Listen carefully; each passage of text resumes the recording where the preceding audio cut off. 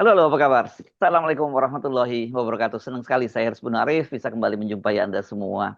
Kalau Anda mencermati pemberitaan dalam sepekan terakhir ini setidaknya Anda pasti tercengang ya karena di Sulawesi Selatan ada tokoh sekelas Pak Yusuf Kala mantan wakil presiden sampai dua kali lagi itu mengaku bahwa tanahnya itu diserobot, lahannya diserobot oleh Taipan pengembang Lipo. Bayangkan kalau seorang mantan wakil presiden sampai dua kali saja, kemudian beliau ini kan tokoh ya di Sulawesi Selatan mengalami nasib seperti itu, bagaimana dengan rakyat kecil? Dan saya teringat ini dulu ada seorang senior saya nih, sahabat tapi senior, Profesor Hafid Abbas, yang ini dulu di Komnas HAM juga banyak sekali bicara soal bagaimana Taipan-Taipan ini menguasai lahan begitu besar di Indonesia. Assalamualaikum, Prof. Waalaikumsalam, Mas Ersu. Ya, Iya. Masya Allah. Ya, bagaimana ini menarik kan. Saya mesti bicara dengan Prof. Satu memang sudah lama Prof. Hafid Abbas ini menyuarakan soal itu ya, soal bagaimana Taipan-Taipan di Indonesia menguasai lahan di Indonesia yang begitu luar biasa besar dan caranya itu ya yang buat kita prihatin. Tadinya saya pikir itu ya hanya rakyat biasa. Tapi kalau kemudian Pak Yusuf Kala yang kena, nah ini menurut saya ini nggak main-main lagi, ini bisa sangat serius. Apalagi ternyata kemudian ini sedang beredar loh, Prof. Mungkin Prof lupa ada ini pidato kalau nggak salah pidatonya Prof tahun 8 tahun yang lalu tahun 2017 ketika masih menjadi yayasan ya sekretaris Yayasan Pembangunan Sulawesi Selatan. Yang itu saya kira ada kaitannya juga dengan ini gitu ya. Oke, mari kita bicarakan soal ini. Bagaimana ceritanya ini sebagai orang yang memperhatikan soal penyerobotan lahan-lahan, tapi juga sebagai warga Sulawesi Selatan yang saya kira juga terlibat dalam punya kedekatan dengan kasus ini. Baik ya, terima kasih Mas Ersu. Tadi disebut saya seniornya, tapi Mas Ersu sebenarnya juga senior saya. Jadi Gimana ceritanya? saya harus belajar banyak dari Mas Ersu sebagai wartawan senior ya. Luar biasa. Begini kan, Sulawesi Selatan ini masyarakat bahari Ya. jauh sebelum Indonesia lahir, Mhm, ya sudah berabad-abad sebelumnya itu. mhm. Masyarakat Bugis Makassar sudah menguasai laut, ya Ya. Mhm, bisa berlayar dengan perahu buatannya sendiri. mhm. Ini padahal mereka ini bukan lulusan ITB, bukan lulusan Australia. Iya, Dia iya. buat perahu pinisi, berlayar sampai ke Vancouver, ke Afrika, kemana-mana gitu kan. Oke. Mhm. Nah, di zaman Pak Harto, ingin simbol eh, kebesaran peradaban masyarakat Bugis Makassar yang menguasai laut itu ingin diabadikan ya Mhm. dengan ada satu kawasan bahari Mhm. di Sulawesi Selatan itu, yaitu di pantai di Kota Makassar yang berimpitan dengan Kabupaten Goa. Ini Zaman dari Laut Losari jauh ya dari pantai Losarinya. Nah, itu masuk semua itu, Mas Ersu. Oh, oke. Losari, Tanjung Bunga, dan tapi Mhm. dua Mhm. daerah tingkat dua, Mhm. Makassar dan Goa Ya. gitu kan. Jadi Mhm. luas gitu ya. Ya. Nah, waktu itu Presiden Soeharto menginginkan Sulawesi Selatan itu punya ikon dunia yang Hmm. bisa menjadi destinasi wisata gitu kan ya. Oh, kayak apa ya? Kayak patung Liberty di New York itu kira-kira? Iya, seperti itu. Jadi Aha. seperti itu dibanjiri jutaan pengunjung karena Hmm. melihat keindahan pulau Hmm. itu. Ya. Makassar itu punya banyak pulau di sekitar Rangkayangan, Hmm. lain-lain, dan Hmm. Hmm. macam-macam. Ya. Nah, jadi dimintalah supaya Gubernur Amiruddin waktu itu mengembangkan provinsi ini sebagai destinasi wisata, gitu Mhm. kan ya. Ya. Wisata bahari lagi, gitu ya. Namanya Goa Makassar Tourism Development. Development. Oh, Ya, jadi pengembangan tourism. ya. Nah, waktu itu Gubernur Amiruddin melihat Tanjung Bunga ini, kawasan Hmm. Tanjung Bunga Pantai Losari masuk Hmm. Makassar Goa ini sebagai wilayah yang ideal untuk Mhm. dikembangkan. Mhm. Nah, oleh Menteri Parpostel, Pariwisata dan eh, Telekomunikasi Susilo, Jenderal Susilo Sudarman, Mhm. yang kemudian berikutnya itu Job AV gitu ya. Ya. Beri amanah ke Tantri Abeng untuk Hmm. coba menginisiasi ini. Akhirnya Gubernur Amiruddin ya pada 1991 ya. Jadi 30 berapa tahun 34 lampau tahun itu. yang lalu ya. 34 tahun lampau itu. Ya 34 tahun yang lalu. Ya, sudah dicoba dilihatlah di situ ada 1.000 hektar tanah. Hmm. Jadi 1.000 hektar itu sudah luar biasa gitu kan. Hmm. Hmm. Eh, jadi itulah menjadi kawasan ya. Hmm. Lalu disinilah gabungan Pemda, Provinsi, Hmm. Kota Madya, Makassar, dan Kabupaten Goa. Hmm. Tapi melibatkan masyarakat. Jadi Hmm. private, public, and Partnership. government Oh, partnership. government. Ya, ya. Jadi menyatu indah supaya lebih kokoh. Hmm. Nah, oleh sebab itu lahirlah ikhtiar ini. Tapi waktu itu memang hambatannya belum ada ini hotel Ah. bintang 5. Hmm. Hmm. Hmm. Oleh Tandri Abe mengajaklah kawannya yang Hmm. namanya James Riyadi dari Hmm. Lipo gitu untuk Hmm. bergabung gitu kan. Hmm. Hmm. Hmm. Ya jadi dibawa orang inilah. Kalau Hmm. Mas Hersu waktu itu ketemu Pak Tandri mungkin Mas Hersu yang diajak bergabung. Beda dong, saya nggak punya duit untuk investasi itu. Oke. Iya, Ah. karena Hmm. waktu itu Hmm. satu hambatannya belum ada hotel bintang 5. Hmm. Nah, Ya. dibangunlah hotel itu untuk sebenarnya menarik wisata. Begitulah panjang anunya Hmm. Hmm. proses. Tapi ternyata dalam perkembangannya yang relatif singkat, Hmm. hanya 2-3 dekade, ternyata masyarakat Sulawesi Selatan tidak melihat ada gunanya ini kan, hanya jadi Hmm. penonton. Hmm. Jadi didominasi semua gitu. Karena sistem saham itu macam-macam cara-cara Ah. gunawasnya gitu Ah, kan. saya paham nih mainannya. Biasanya ditambah tambah Mainannya modal, terus kemudian dilusi ya. Jadi lama-lama yang lain dilusi, ditendang gitu dilusi, ya. dilusi, Mm-mm. dilusi. Mm-mm. Mm-mm. Nah, dengan itu akhirnya adalah luka sosial di sana bahwa mimpi yang diinginkan dulu oleh pendiri Mm. apa ya kebesaran masyarakat Bugis Sulawesi Selatan yang menguasai laut Mm. sekarang itu enggak Habis karena sahamnya, diambil alih GMTD tadi diambil alih oleh Lipo ya gitu. ya ada sih yang tersisa gitu ya Mm-mm. tapi apa Saham minoritas. saham minoritas ya hanya penonton aja lah Mhm. jadi Ya. Mm. bahkan yayasan yang pendiri ini Tandri Abeng itu tidak ada Apa wakilnya. yayasannya? Namanya waktu itu yayasannya Pak? Ya, nah inilah Yayasan Partisipasi Pembangunan Sulawesi Selatan. Ah, yang Pak Hafid di situ sebagai Profesor Hafid di situ sebagai sekretaris ya. Ya, Mm. saya Mm. sebagai Mm. Sekretaris Jenderal di situ Ya, membantu Pak Tandri Abeng gitu ya, kan. oke. Mhm. Jadi kalau Pak Tandri Abeng beralangan, saya diminta mewakili beliau. Mm. Begitulah dulu di masa Mm. lalu itu. Oke. Mhm. Nah, tapi tidak ada wakilnya duduk di komisaris Mhm. ataupun duduk di dewan direksi. Jadi Ya. betul-betul karena dia apa dominan ya sudah Mhm. dominan. Nah, lalu kemudian mungkin merasa bahwa semua upaya yang dilakukan itu selalu sukses Mhm. karena masyarakat Sulawesi Selatan aja ini jadi penonton. Mhm. Sudah, nah JK juga akhirnya merasakan ekspansi ini gitu kan ya Mhm. bahwa Mhm. 16,4 Hektar. hektar itu tiba-tiba dieksekusi oleh pihak GMTD di sini gitu ya. Nah, Oke. JK tentu bereaksi. Mhm. Tapi anehnya mereka menggunakan, saya lihat di media itu ada 2 jenderal bintang 2, Mhm.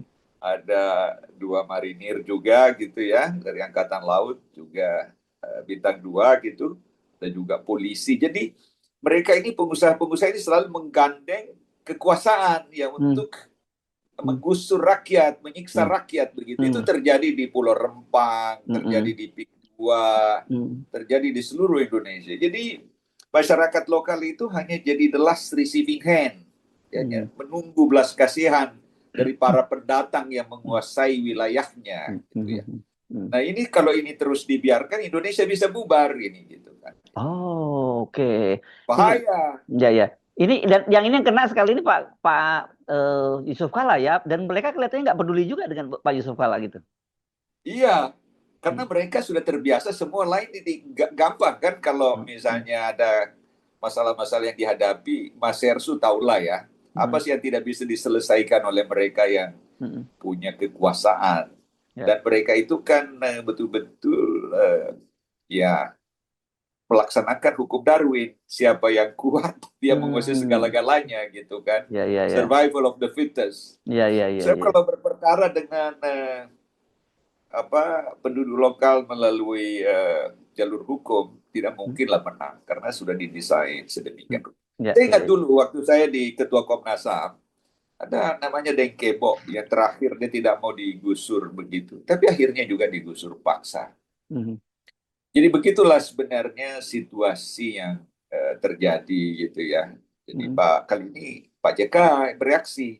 Kalau Hmm. Dengkebo dulu itu enggak Yang bisa Kebo itu Satpol di PP Makassar juga?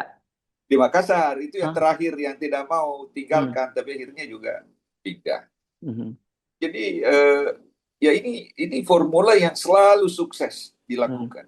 Ya. Jadi dan akhirnya kalau Mas Hersu lihat di laporan Kompas 18 17 Maret 2018 Hmm. banyak sekali provinsi yang dilihat distribusi seluruh dataran provinsi itu ya Hmm. mungkin 2 kali lipat atau lebih gitu Hmm. seluruh dataran provinsi itu dikuasai oleh beberapa pengusaha gitu ya, Hmm. oligarki gitu ya. Hmm. Menguasai lebih luas dari seluruh dataran provinsi itu. Misalnya Sulawesi Tenggara gitu ya. Hmm. Ya. Itu lebih 10.000 izin ya. Jadi kalau dijumlahkan izin ini, itu jauh lebih luas, bisa 2 kali lipat lebih luas dari seluruh dataran provinsi itu. Oh. Karena ada izin yang tumpang tindih. Jadi Oh. ditumpang tindih, Hmm. ditambah lagi, Hmm. tambah lagi. Hmm. Nah, begitu juga di data yang dipublikasikan di Kompas itu dengan hasil hasil analisa oleh teman-teman di KPK, Hmm. di Komnas HAM, dengan Jaksa Agung, dengan ini bisa 2 kali lebih luas dari Hmm. seluruh dataran itu. Itu juga terjadi di Kalimantan Timur, di Hmm. Kalimantan Utara, dan Hmm. sejumlah provinsi lainnya. Nah, itulah yang kita khawatirkan. Mana ada negara yang selamat kalau tidak ada tanahnya. Karena tanahnya ini sudah Hmm. dikasih ke mereka itu yang berkuasa, yang bisa mengatur semuanya. Gitu ya. Hmm. Hmm. Hmm. That's Ya. the danger. We are facing great danger. Ya. Jadi sebenarnya ini sudah berlangsung lama, tapi karena kebanyakan rakyat kecil jadi nggak bisa melakukan perlawanan, jadi nggak rame. Tapi begitu kena Pak JK, jadi ini sebenarnya cuma puncak gunung es saja ya apa yang terjadi pada Pak JK ini ya. Iya, tapi ini ada hikmahnya. Karena Oke. Pak JK Hmm. melawan gitu, Hmm. sehingga yang lain itu berani ikut Ah, melawan begitu oke. ya. Hmm. Jadi bisa aja ini kalau tidak cepat membagi tanahnya mereka-mereka yang menguasai jutaan hektar tanah yang kita lihat itu, pengembang-pengembang Hmm. besar Hmm. itu mestinya tanahnya itu sebelum melebar ini sudah kembalikan aja itu semua ke negara kan ya. Hmm. Hmm. Hmm. Hmm. Dan ini sudah disampaikan juga oleh Presiden Prabowo, mereka yang punya tanah yang Hmm. terlalu luas Hmm. itu mau diambil alih kembali negara, Ya, dikasih ya ke kan udah mereka mulai yang tuh. Tapi tentu di hutan ya, dan komandannya kan orang Bugis juga itu, Pak Safri Samsudin. oh Iya kan? iya, Ya, jadi ya kan soal penataan aset itu kan beliau yang penertiban aset-aset di kawasan itu kan beliau yang jadi. Nah, mestinya masuk ke kota, jangan hanya di hutan-hutan saja. Ini berapa luas Pak lahan yang sekarang dikuasai oleh Lipo itu di situ?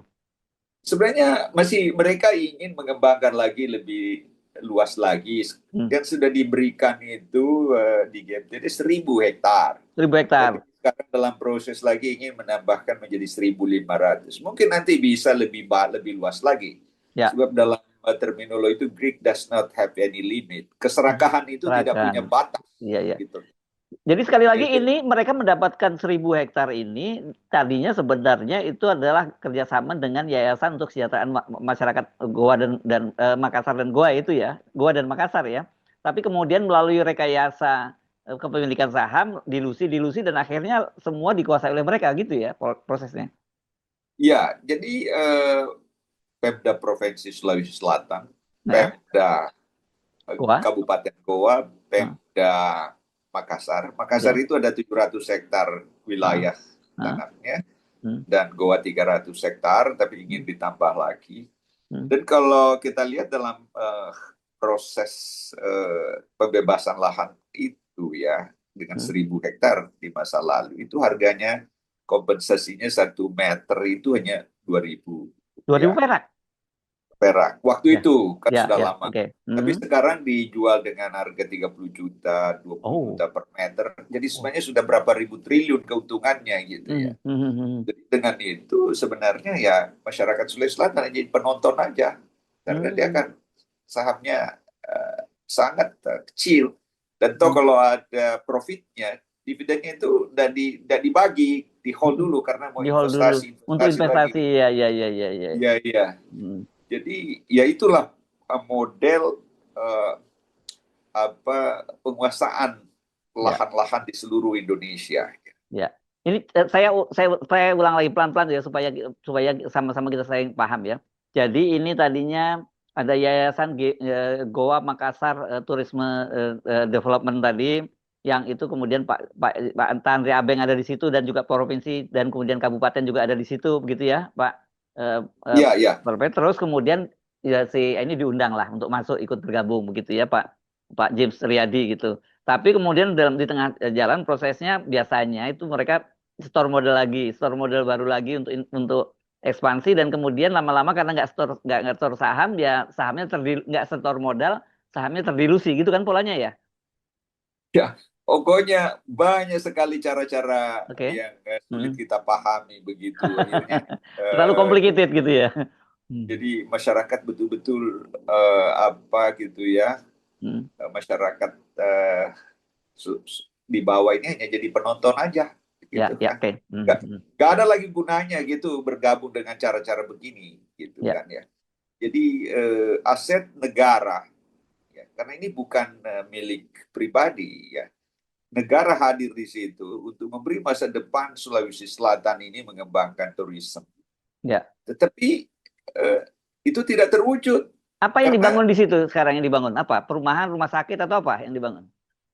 dia itu milik perusahaan dia ada apa sekolahnya Pelita apa Oh, Dian iya. Harapan dengan ini ada rumah sakit Siloam segala Mhm. macam Mhm. yang high class gitu kan kan di pantai kan ya Ya. lokasinya gitu ya dan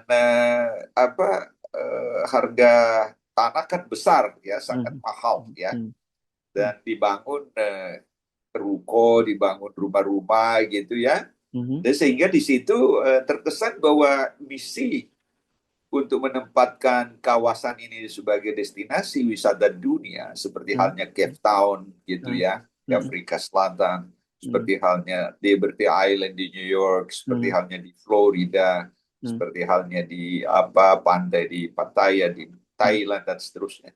Itu gak ada Oh, karena bangun rumah-rumah di situ kan.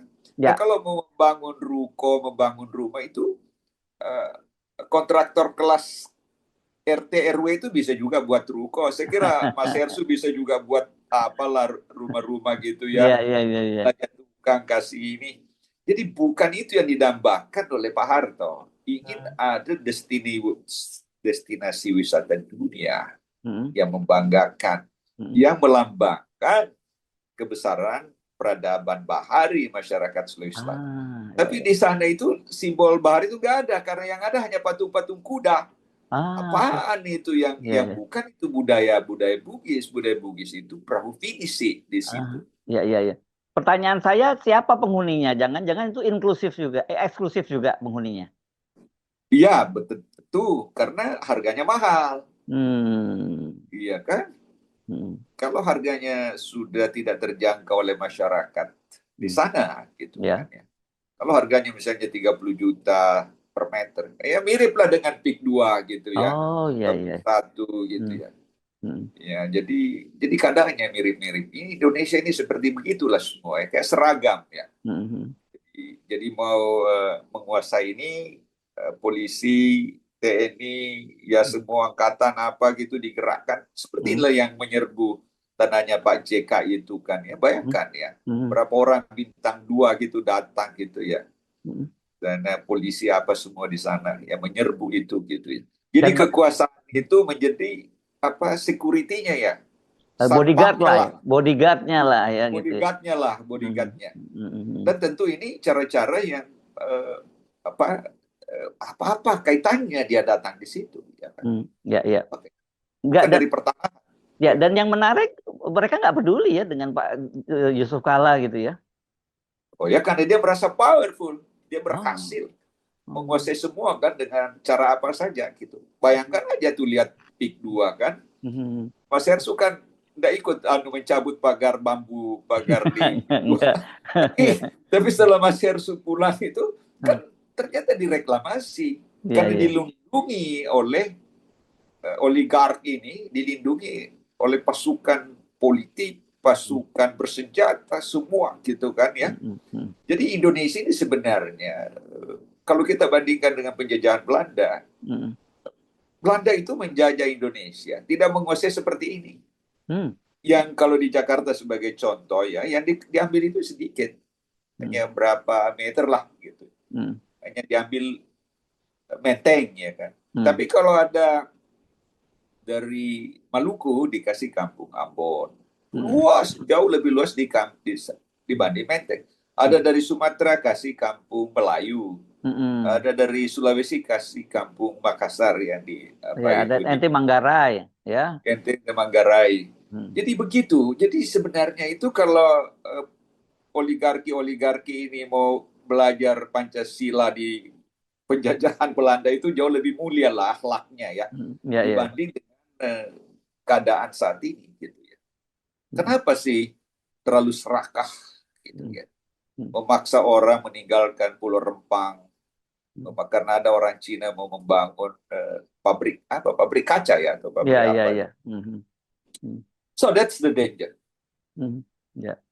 Oke, sebelum kita bahas ke situ lagi, tapi sekarang apa langkah yang dilakukan oleh Pak JK? Pak Hafid Abbas sempat bicara atau sempat ketemu atau enggak dengan Pak Yusuf Kala itu? Saya ikuti banyak di tuturan beliau. Ada 3 kata kunci yang disampaikan JK. Dia Ya. bilang ini siri napace. Oh ya. Jadi perampasan disebut. Mhm. Ini harga diri masyarakat Sulawesi. Dan ini dalam Islam ini jihad. Hmm. Jadi JK itu melihat 3 kata itu. Hmm. Ini ada budaya siri, Hmm. dipermalukanlah dalam Ya, ya, ya. bangsa ini kan. Lalu ada eh, harga diri, gitu Ya, ya. ya. Itu kalau Lalu kalau apa eh, lagi yang ketiga apa? yang itu disebut jihad. Oh, jihad ya. Ini Ya, jadi perampokan, harga diri, siri, hmm. dan jihad. Wah, ngeri. Kalau orang udah begitu sudah begitu udah keluar badik ini. Wah,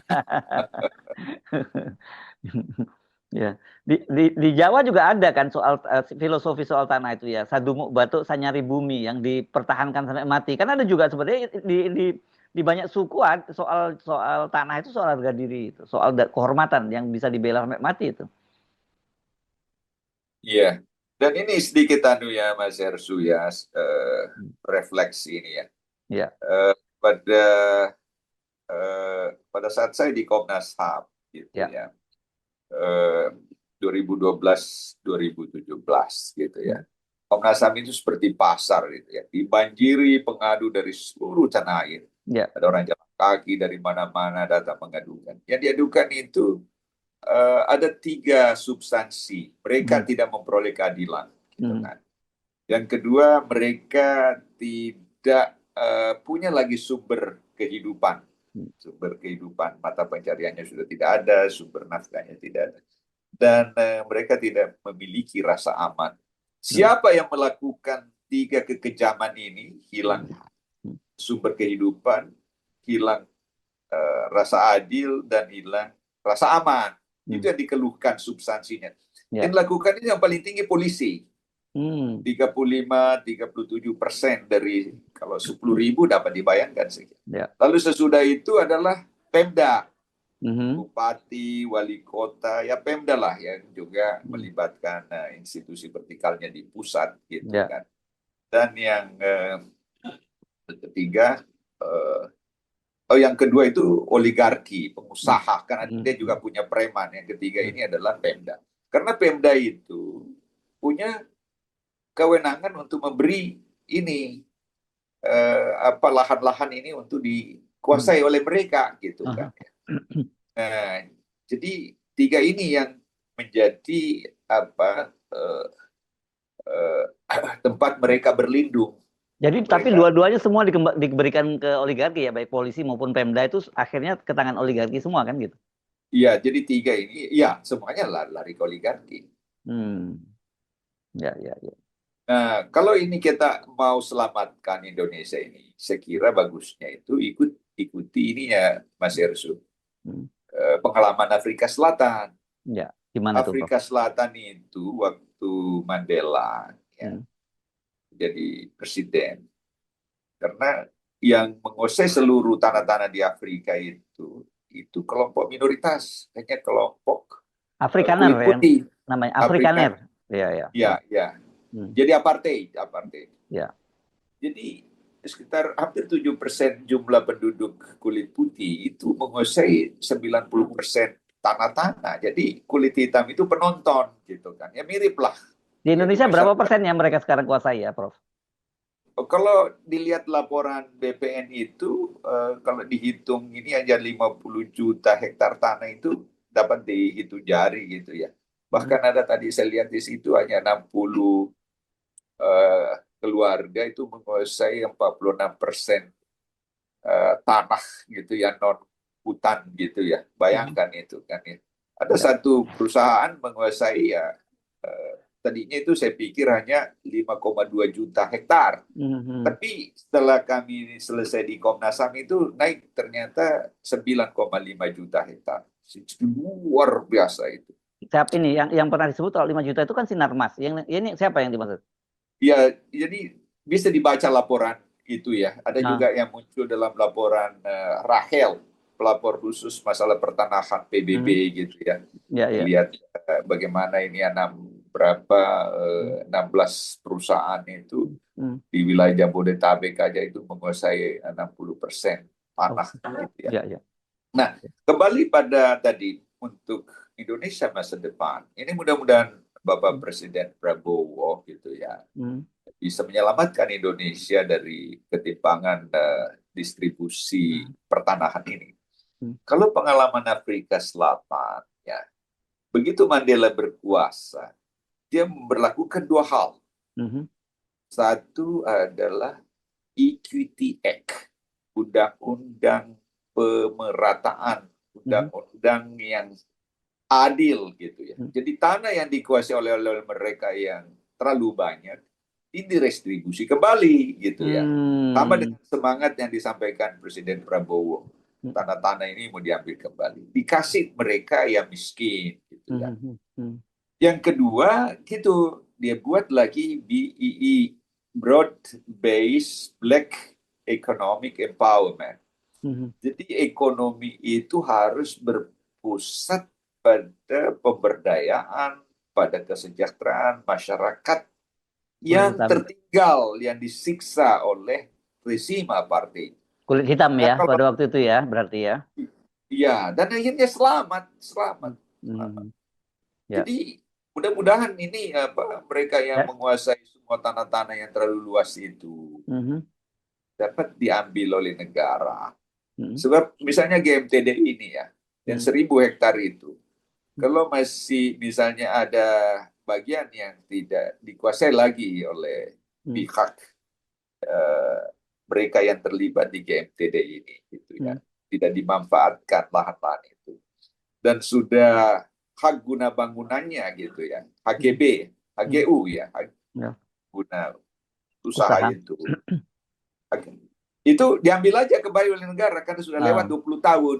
Hmm. Jadi momentum untuk Pemda Provinsi, Pemda Kabupaten Goa, Pemda Makassar untuk mengambil tanah-tanah yang Ya. tidak optimal pemanfaatannya itu. Kalau misalnya masih ada sekian ratus hektar atau sekian eh, apa luasnya itu diambil aja kembali oleh negara. Hmm. Ya. Kasih mereka yang perlu begitu ya. Ya. Atau ada prioritas dari pemerintah yang lebih besar manfaatnya bagi masyarakat Swiss Selatan daripada dia Ya. jadi penonton saja kan ya. Ya, ya, ya.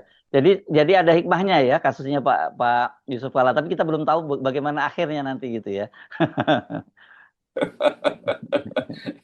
Tapi saya kira ini pintu gerbang bagi kesadaran Iya, masyarakat Indonesia ya, dan apa tiga kata kunci dari Pak JK itu ini harga diri. ya, Kenapa pendatang menguasai semua?